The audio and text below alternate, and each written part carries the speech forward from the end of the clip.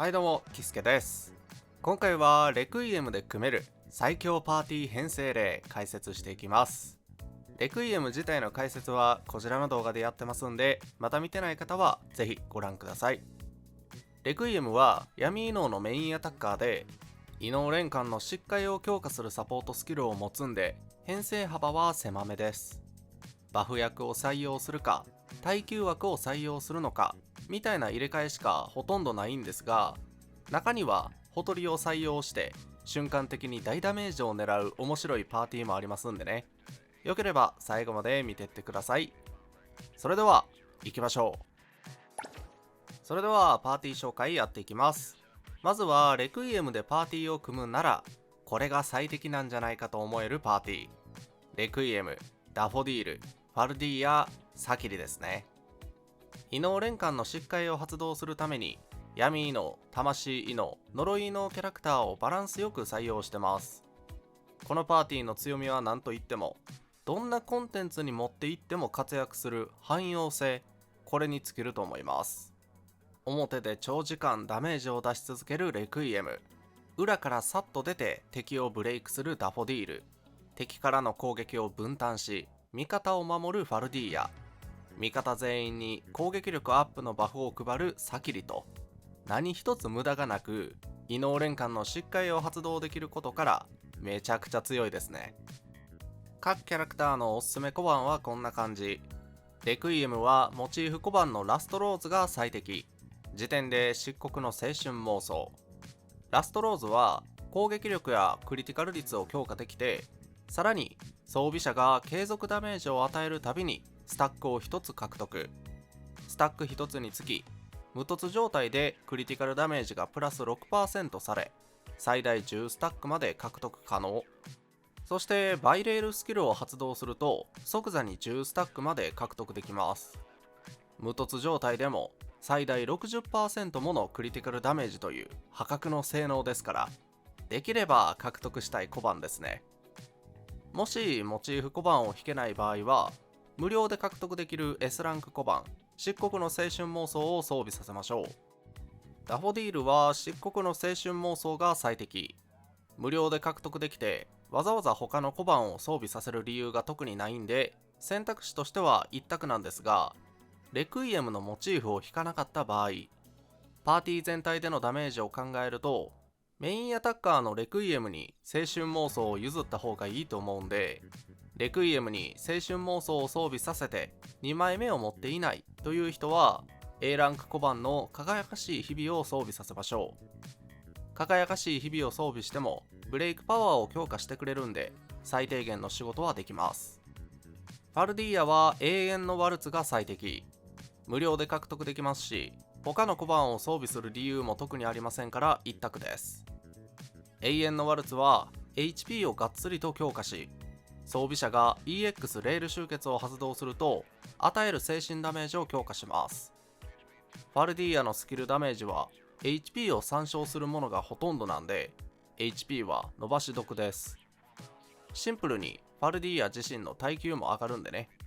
アラクネを倒して無料でゲットしましょう。サキリはお散歩ワンワンが最適。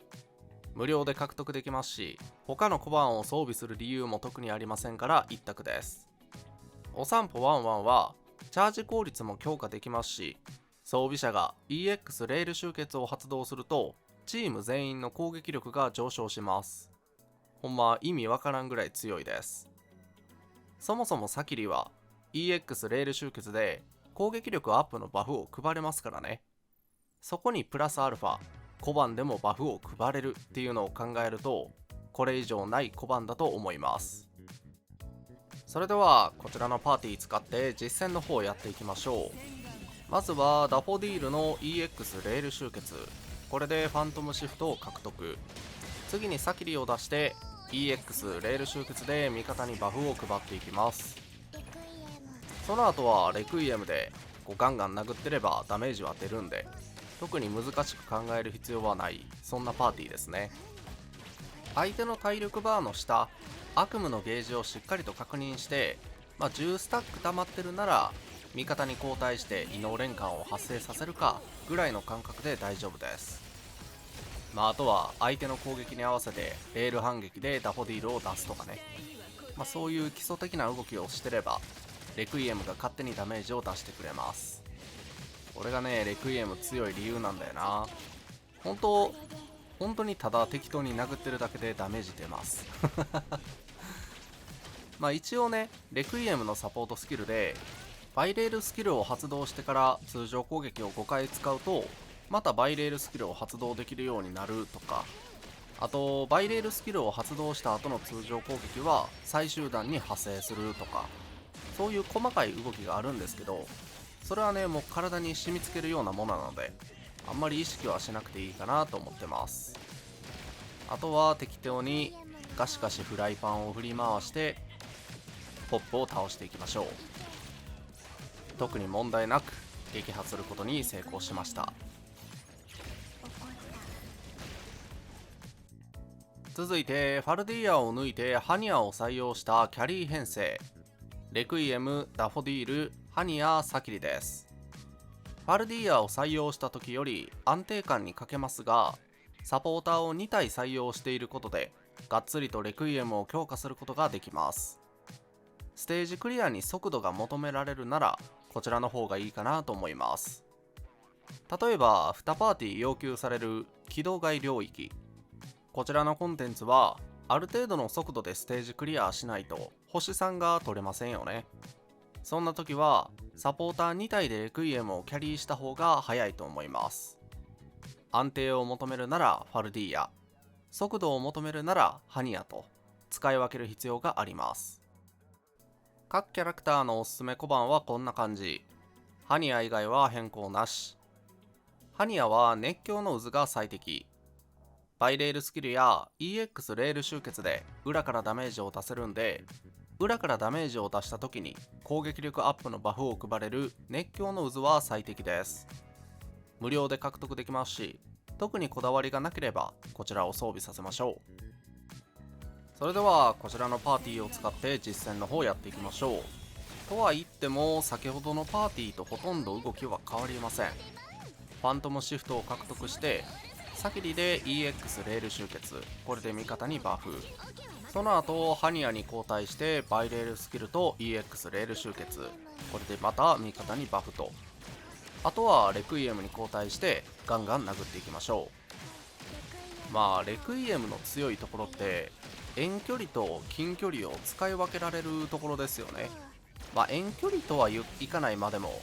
中距離ぐらいは賄えるんで、通常攻撃が2種類あるんでね、この子は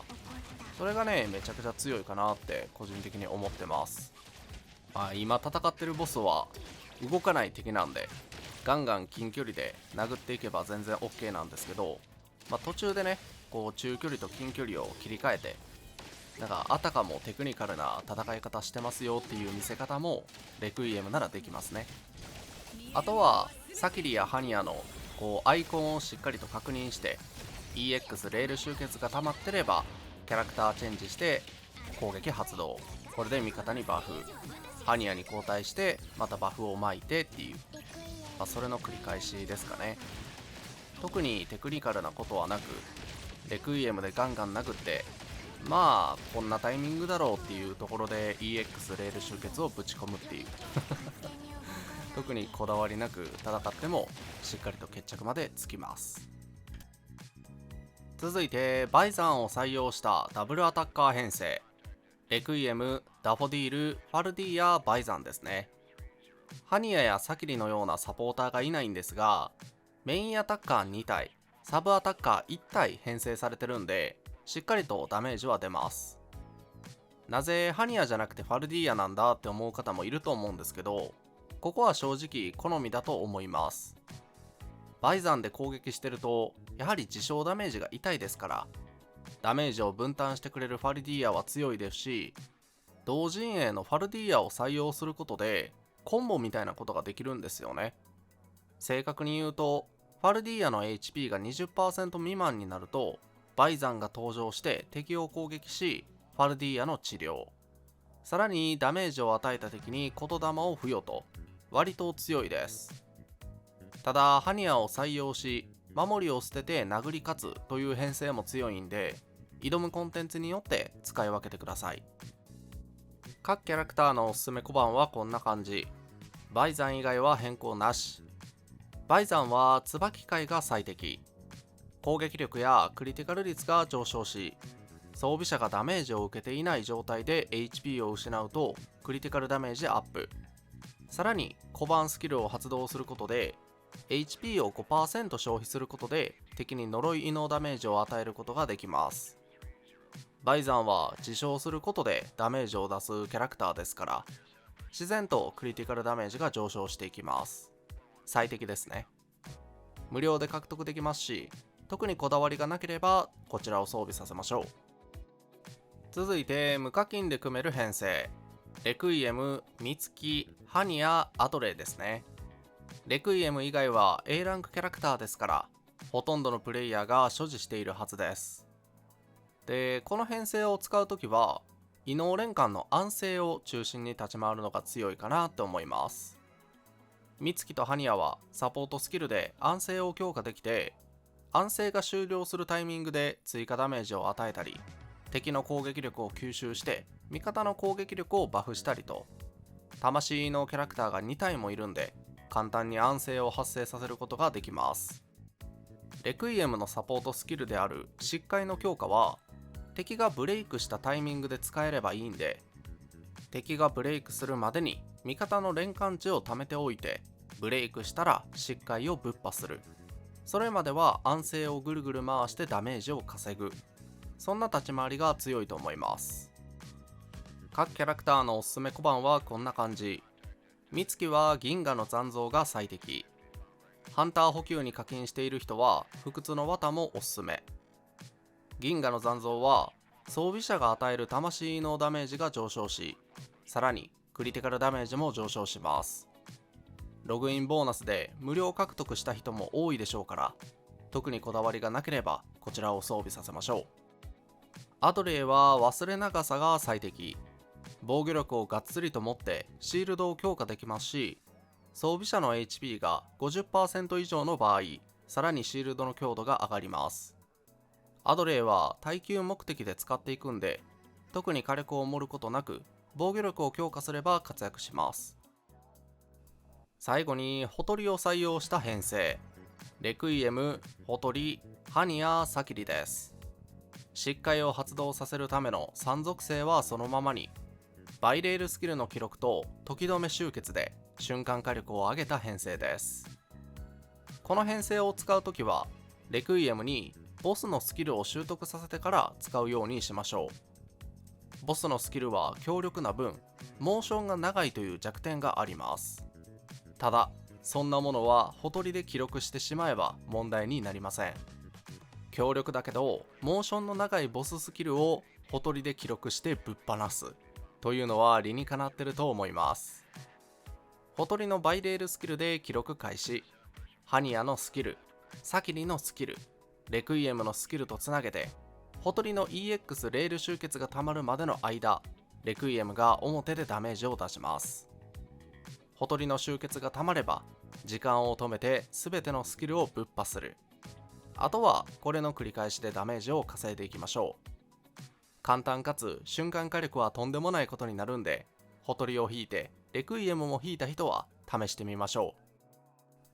各キャラクターのおすすめ小判はこんな感じ。ほとりはモチーフの時間外を行くが最適。時点で主人公のモチーフ、形成の雨がおすすめ。モチーフ小判なだけあって、ほとりのローテーションをこなすだけでクリティカルダメージをがっつりと盛ることができます。このパーティーはレクイエムだけではなくて、ほとりでもしっかりとダメージを出す編成なんで、できればモチーフ小判が欲しいところです。ただ、今更モチーフを引くことはできないんで、そんな人は主人公のモチーフを装備させましょう。がっつりと光異能ダメージを盛れるんで代用できます。それではこちらのパーティーを使って実践の方をやっていきましょう。まずほとりのバイレールスキルで記録開始、ハニヤのバイレールスキルと EX レール集結、サキリのバイレールスキルと EX レール集結、そしてレクイエムを出してバイレールスキルを発動していきましょう。あとはほとりの EX レール集結がたまるまでレクイエムでガンガンダメージを出していきます。おとりが準備している間、レクイエムがなんとか持ちこたえていくっていう、そういう感じですね。さあここからお待ちかねの時間、おとりの集結。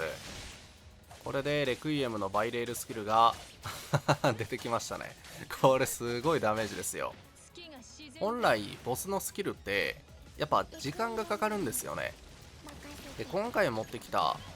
トマトの悪魔、これもね、よっぽど例えば敵がブレイク状態とかそれぐらいの隙がないと全弾ヒットさせるのはすごい難しいんですけど、もうほとりで記録してしまえば何も問題なくなってしまうっていう、これがねやっぱ強いと思うんだよな。まさにほとりで記録したいバイレールスキルナンバーワンなんじゃないか。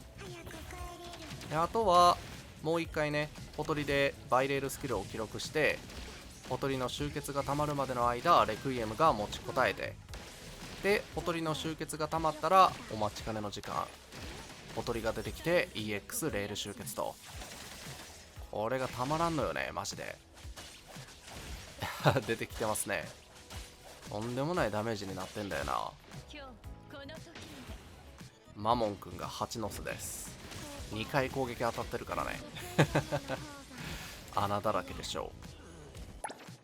いかがだったでしょうか。今回はレクイエムで組める最強パーティー編成紹介してみました。やはりレクイエムは編成幅が狭く感じますよね。